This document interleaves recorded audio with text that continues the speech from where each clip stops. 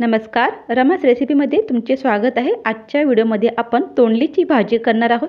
खूप टेस्टी लागते भाजी ही अशा पद्धतीने बनवलेली। तर काय करायचं आहे, मी अगोदर जी तोंडली आहे ना छान असे स्वच्छ धुवून आणि पुसून घेतलेली आहे। त्यानंतर त्याच्या मागचा आणि पुढचा भाग थोडा आपल्याला कापायचा आहे आणि अशा पद्धतीने त्याला बरोबर मध्ये असं आपण कट करणार आहोत।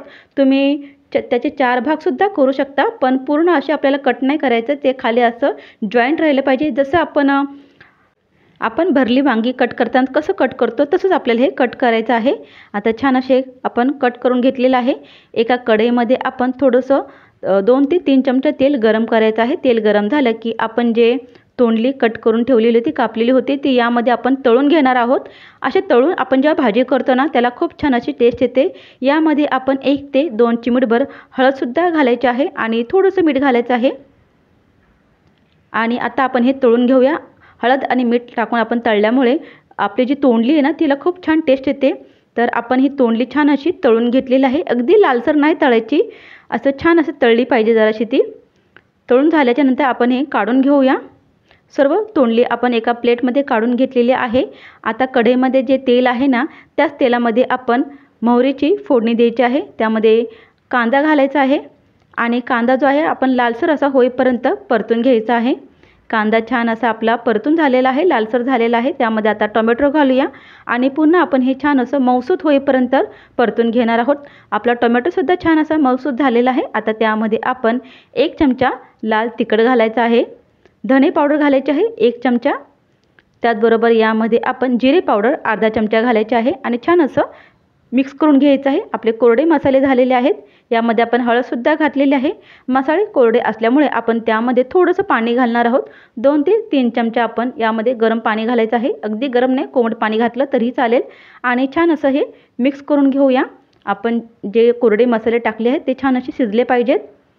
आपली ही भाजी छान असं टेस्टी होण्यासाठी आपण यामध्ये एक छान असं वेगळं साहित्य घालणार आहोत, ते म्हणजे दही असणार आहे। तुम्ही दहीऐवजी यामध्ये क्रीमसुद्धा घेऊ शकता, पण जर तुम्ही दही घेतली ना तर ती दही ना छान असं फेटून घ्यायची आहे।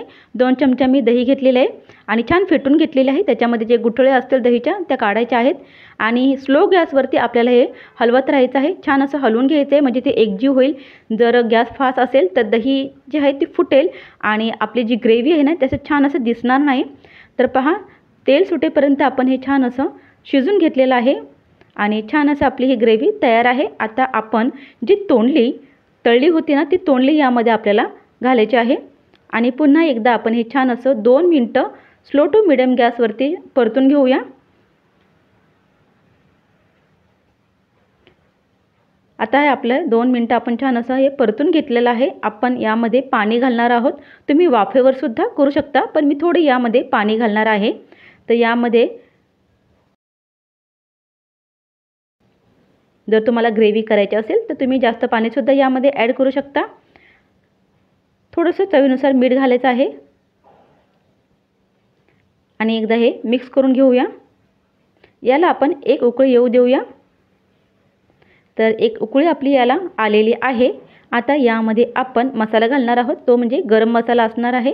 गरम मसाला मी 1 चमचा यामध्ये घालत आहे। त्याचबरोबर यामध्ये आपण कोथिंबीर किंवा कसुरी मेथी घालायची आहे, तर मी यामध्ये कसुरी मेथी घातलेली आहे आणि हे आपण मिक्स करून घेऊया। मी यामध्ये 1 ग्लास पाणी घातलेलं होतं। आता हे आपण मिक्स केल्याच्या नंतर आपण याला 7 ते 8 मिनिटं झाकून ठेवायचं आहे स्लो टू मिडियम गॅसवरती। तर इथे आपले 7 मिनिटं झालेले आहेत आणि आपली तोंडलीची भाजी तयार आहे। ही तोंडलीची भाजी खायला खूप टेस्टी लागते। तुम्ही नक्की ट्राय करा। व्हिडिओ आवडला तर लाईक करा, शेअर करा। धन्यवाद।